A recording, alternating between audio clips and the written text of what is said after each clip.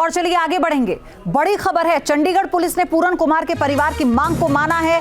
FIR में SC/ST act की धारा 3/2 को जोड़ दिया गया। परिवार इस धारा को जोड़ने की मांग कर रहा था। परिवार की शिकायत थी कि सख्त धाराएं नहीं लगाई गई। गंभीर चोट, मौत की स्थिति में SC/ST एक्ट की धारा को लगाया जाए। इस धारा में दोष सिद्ध होने पर उम्र कैद की सजा हो सकती है। पहले जो धाराएं लगाई गई थी उनमें अधिकतम सजा 5 साल की थी। नई धारा में आजीवन कारावास की सजा भी हो सकती है। तो IPS पूरन कुमार की आत्महत्या मामले में ये इस वक्त बड़ा अपडेट है। आज जो महापंचायत SC समाज की तरफ से बुलाई गई थी उसका भी असर है, उसका भी दबाव है कि ये जो धारा है इसे और सख्त कर दिया गया है। इसमें दलित समुदाय के साथ साथ अलग अलग समाज के लोग हैं जो मांग कर रहे हैं इंसाफ की, गुहार कर रहे हैं न्याय की, कि IPS अधिकारी रहे वाई पूरन कुमार को न्याय मिलना चाहिए। और हमारे साथ जो कमेटी बनाई गई है उस कमेटी के स्पोक्स पर्सन गौतम जी बात करने के लिए हैं। गौतम जी, बहुत सारी बातें निकल के आ रही हैं कि न्याय मिलना चाहिए या इस पूरे मामले में राजनीतिकरण हो रहा है। क्या चंडीगढ़ बंद होना चाहिए, हरियाणा बंद होना चाहिए, पंजाब या पूरा देश? क्या इस बार गुहार रहेगी न्याय के लिए? किस हद तक समाज जाने को तैयार? देखो जी, जो बंद की बात है तो मैं पहले भी मीडिया के साथियों को कह कहता हूँ, बंद है तो फिर मतलब पूरा देश बंद होगा, कोई हरियाणा पंजाब के लिए बंद नहीं है। और आप देख रहे होंगे तो जिला वाइज जो है पूरे देश में कई स्टेटों में तो मतलब ज्ञापन चले गए हैं, है ना। और जो न्याय की बात है, न्याय तो है। DGP जब तक अरेस्ट नहीं होगा, SP रोहतक जब तक अरेस्ट नहीं होगा, और FIR जो है प्रॉपर तरीके से SC/ST एक्ट के अंडर जब तक रजिस्टर्ड नहीं होगी और वो दोनों लोग जो सस्पेंड नहीं होंगे तो उससे पहले पोस्टमार्टम नहीं होगा, तो न्याय नहीं मिलेगा। वो लाइन लिखी है कि जब तक न्याय नहीं तब तक संघर्ष जारी रहेगा, आंदोलन जारी रहेगा। तो आंदोलन जारी रहेगा और आंदोलन को समर्थन में मिल रहा है अलग अलग समुदायों से भी और यहाँ पर पार्टियों से भी। कांग्रेस पार्टी की SC मोर्चा के अध्यक्ष हमारे साथ बात करने के लिए। मैडम, आपसे जानना चाहेंगे कांग्रेस किस तरीके से इस संघर्ष को, इस आंदोलन को समर्थन दे? देखिए, हमारी जो CPP लीडर्स हैं, सोनिया गांधी जी, उन्होंने भी एक कल लेटर जारी करके संवेदना व्यक्त की है।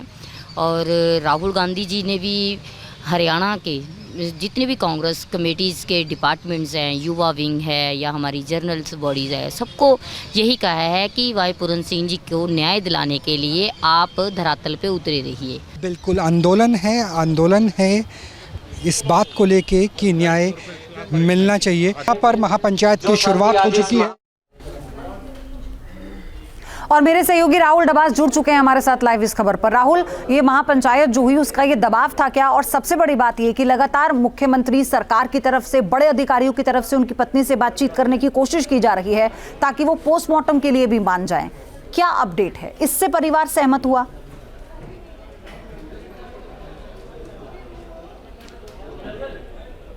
देखिए, परिवार की तरफ से 2 मांगे रखी गई है जो अभी महापंचायत में बोली गई। पहली मांग ये है कि सभी 13 नामजद आरोपियों का नाम FIR में दर्ज हो। उसी के तहत ही जो DGP हरियाणा है, पूर्व SP रोहतक हैं, उन दोनों को बर्खास्त किया जाए नौकरी से और साथ में दोनों की गिरफ्तारी भी हो। पहली मांग ये है। दूसरी मांग ये भी रखी गई है कि क्योंकि ये DGP की इन्वॉल्वमेंट आ रही है, ऐसे में हरियाणा पुलिस, चंडीगढ़ पुलिस कैसे जांच कर सकती है, लिहाजा न्यायिक जांच होनी चाहिए, परिवार की तरफ से कहा गया है। और न्यायिक जांच में कोई सिटिंग मौजूदा जज हो हरियाणा पंजाब हाईकोर्ट के, और संभव हो तो वो दलित समुदाय के जज हो, उनसे पूरी न्यायिक जांच कराई जाए। ये 2 प्राइमा फेसी जो परिवार की तरफ से मांग है, जो महापंचायत में कहा गया, वो रखी गई है। महापंचायत में यह भी जिक्र हुआ कि क्या चंडीगढ़, हरियाणा और पंजाब की जो सफाई व्यवस्था है, उस सफाई व्यवस्था को रोका जा सकता है क्या? पूरे भारत में भारत बंद बुलाया जा सकता है क्या? हरियाणा पंजाब में बड़े आंदोलन हो सकते हैं क्या? हरियाणा के मुख्यमंत्री के घर का घेराव हो सकता है क्या? ये तमाम बातें प्रेस कॉन्फ्रेंस। ये एक ऐसा मुद्दा है कि जिसमें सच में दोषी हैं उन पर सख्त कार्रवाई होनी चाहिए, क्योंकि ये एक सामाजिक तौर पर भी सबकी निगाहें इस पर टिकी हुई हैं बजाय राजनीतिकरण के। खैर, आगे बढ़ेंगे। इस बीच रोहतक में भी एक पंचायत बुलाई गई और इस खाप पंचायत में रोहतक के पूर्व SP नरेंद्र बिजारनिया के समर्थन में इसे बुलाया गया। नरेंद्र बिजारनिया को रोहतक के SP के पद से हटा दिया गया है क्योंकि IPS वाई पूरन कुमार के सुसाइड नोट में उनका नाम था और यह कहा गया था कि पूरन कुमार का जो परिवार है वो बिजारनिया को अरेस्ट करने की मांग कर रहा है। लेकिन इस महापंचायत में नरेंद्र बिजारनिया का खुलकर समर्थन किया गया और कहा गया कि वो एक ईमानदार और निष्पक्ष पुलिस अधिकारी हैं। क्योंकि आज हमारा जो लक्ष्य है यहाँ इकट्ठे होने का, दोषी को सजा मिले सख्त से सख्त। इंक्वायरी के बाद जो सरकार इंक्वायरी करने के बाद भी जिस स्थिति में वो पावे उसको पूरी सजा मिले।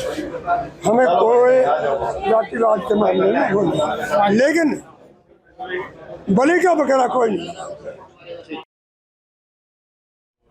जहाँ भक्ति है हर शब्द में, कथाओं में छुपे हैं दिव्य रहस्य और ज्योतिष देता है जीवन को दिशा। धर्म से जुड़ी हर बातों को जानने के लिए हमारे चैनल स्तुति को सब्सक्राइब करें। चैनल पर जाने के लिए इस लिंक पर क्लिक करें।